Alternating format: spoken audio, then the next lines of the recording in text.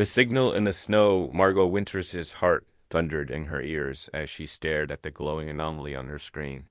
47 minutes into her shift at the planetary monitoring station on February 12th, 2023, she had expected another dull scan of shifting ice. Instead, the satellite's sensors had picked up a 97-meter-long metallic shape buried beneath 37 years of polar ice. "Holy science on toast," she whispered, pushing her cat-eye glasses back up her nose. The image was too clear to be a glitch. Smooth, angular contours in perfect symmetry, an unmistakable sign of something artificial. Within minutes, the National Science Foundation had contacted Dr. Harrison Ford, no relation to the actor, the lone voice in academic circles who had insisted for decades that a spacecraft lay hidden somewhere under the Arctic. Ford, holed up in his tiny MIT office, nearly dropped his phone when he heard that the coordinates matched his old crash site theory to within a hair's breadth. His salt and pepper hair bristled with excitement as he barked orders into a recorder.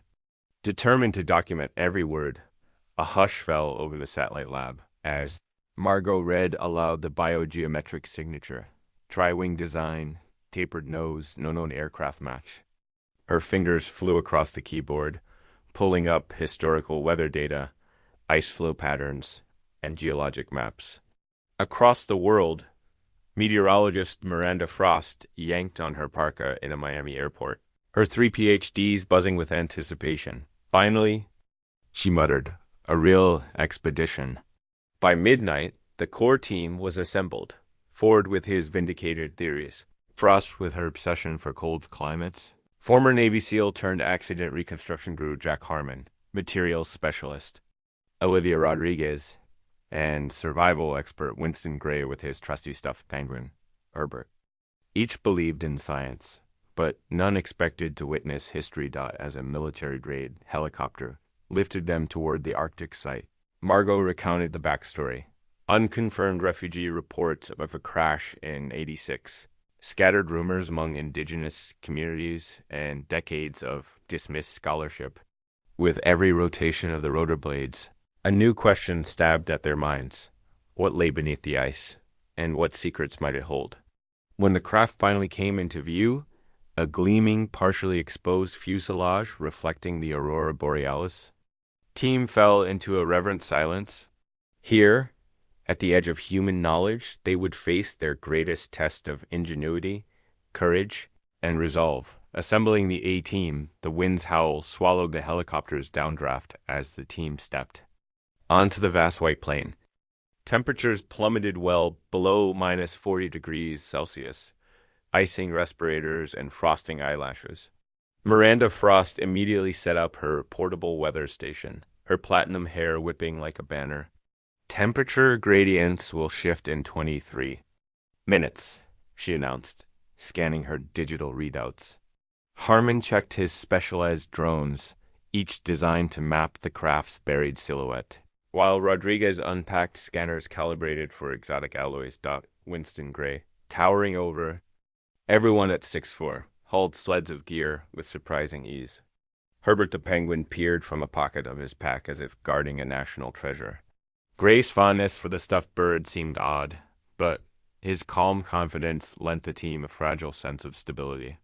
"Penguins or no penguins," he said, "we stay focused on the mission." Ford unfurled the ground-penetrating radar array. At his command, the device hummed to life, sending waves through ice layers. The first pulses revealed only frozen strata. On his third scan, a clear outline emerged, 3 wings and a central hull, half buried at 30 degrees. Gasps echoed. Across the camp, Olivia's instruments registered a faint energy signature, an almost fragrant hum of power. Suddenly, the campsite perimeter lit up on Gray's motion sensors. 3 polar bears, an adult female and 2 cubs stood exactly 200 meters away, heads cocked, eyes unblinking. Instead of fleeing, they observed. Frost frowned. "Are they studying us?" she asked. Harmon scoffed. "It's animals, not analysts." But the bears moved in measured patterns, always maintaining an optimal viewing angle. Their calm intelligence sent shivers deeper than the cold dot as drones launched, their rotors barely lifting off before wind gusts grounded them. Rodriguez recalibrated filters to protect sensors from static buildup. Frost predicted the next storm front would arrive in 12 hours, plenty of time for initial excavation. Ford allowed himself a fleeting grin. At last, science could catch up with imagination. Night fell briefly under the Arctic summer sun, and the camp settled into tense routines. Every flicker of light, every static crackle on the radio seemed to magnify the unknown. The polar bears drifted closer, unseen sentinels of the ice. As team members drifted into their heated shelters, each wondered, was the craft their miracle or their doom? Breaking the ice at first light, Ford activated the Polar Melt 9000 thermal grid, a lattice of 27 precision heaters designed to melt ice without damaging the artifact. Blue halos pulsed against the frozen hull as ice surrendered. Grain by grain, the team rotated in 6-hour shifts, bundled in Arctic-rated parkas and mittens so thick they resembled opera gloves. Rodriguez monitored power fluctuations inside the craft. Minimal output now, she reported, roughly equivalent to a few LEDs.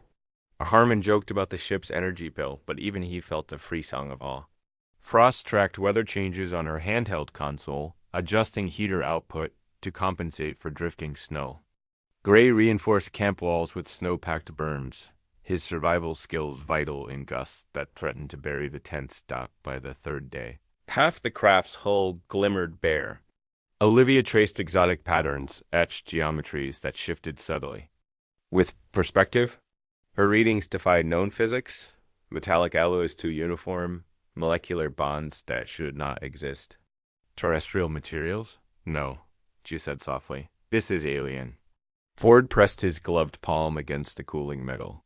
The hull registered a faint warmth, an internal circulation system still alive after decades. Harmon's drone cameras captured interior shadows behind sealed windows. One flickered, a possible corridor or chamber. Then silence. The craft waited. That night, the polar bears surrounded the camp's perimeter like silent guards. Gray's sonic deterrents crackled, impulsive frequencies meant to drive wildlife away. But the bears simply circled, unfazed. Frost watched from the hatch, breath condensing in rapid pulses. They're not afraid, she whispered. They respect something.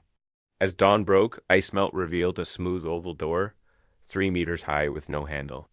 Olivia detected residual energy patterns, mathematical sequences repeating across the surface. The team gathered, voices hushed.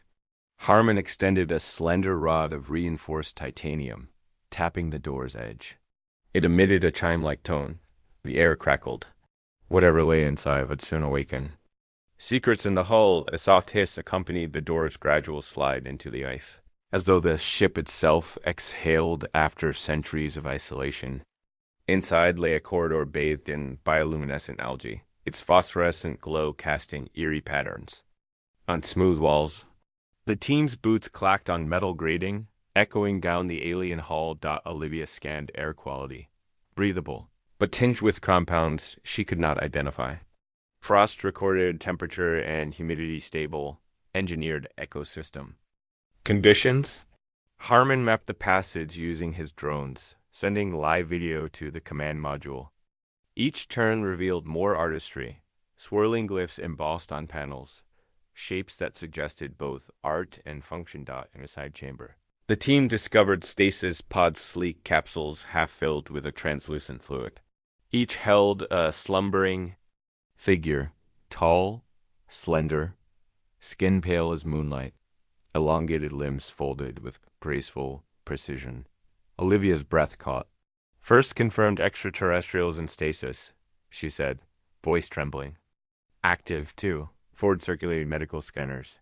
One pod's glass melted away under a precisely targeted beam of ultraviolet light.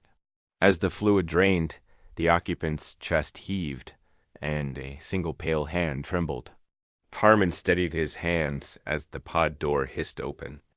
The figure sat upright, eyes closed, then opened with a curious click focus, staring at the Earthborn faces gathered before it. Silence stretched uncomfortably. The alien's eyes' bidirectional pupils rimmed with silver reflected hope, confusion, and relief in equal measure. Frost placed a small satchel of water and nutrients on the floor. Margot knelt and offered a drop. The alien touched it, learned, then gently lifted Margot's finger to its own lips. A bridge formed. Beyond their shelter, wind and shifting ice groaned like distant thunder. A crack had appeared near camp's edge, threatening to sever the teams. A lifeline. They faced a choice. Venture deeper to learn more or secure camp from imminent collapse. Humanity's first interstellar friendship hung in the balance. Humanity's first contact as the fissure widened. Winston Gray barked orders. Harmon rigged emergency braces of ice steel beams. Frost redirected the camp's generators to power. Infrared heaters along the brake line. Olivia tended to the alien, who now explored the chamber's controls with cautious fascination. Every movement exuded curiosity. A mirror for its own awe-dot communication began in gestures. Margot taught the alien to tap simple mathematical sequences on a portable console. It responded with orbital diagrams and flow patterns, evidence of a star-spanning civilization. The creature's name, rendered as 3 harmonic tones, played through the speaker. They called it Viana. Suddenly, the ice gave a thunderous crack.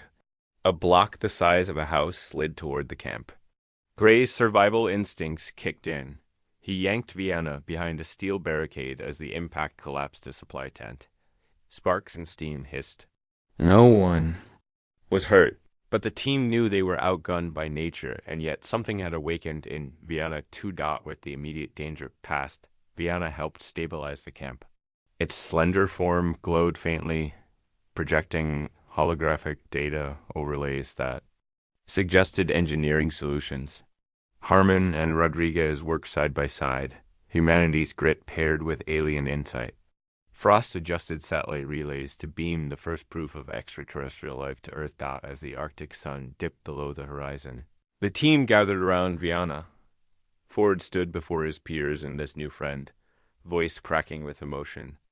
We came here to prove our theories, he said, but we leave knowing that human curiosity and kindness can unite worlds. Margot keyed the uplink. The first image, Viana standing beside Herbert the penguin, flashed across every news. Feet on Earth. Cheers erupted in command centers and living rooms alike. Humanity had crossed the threshold from isolation to cosmic community. And it began under the ice where passion for discovery refused to remain frozen. End of story.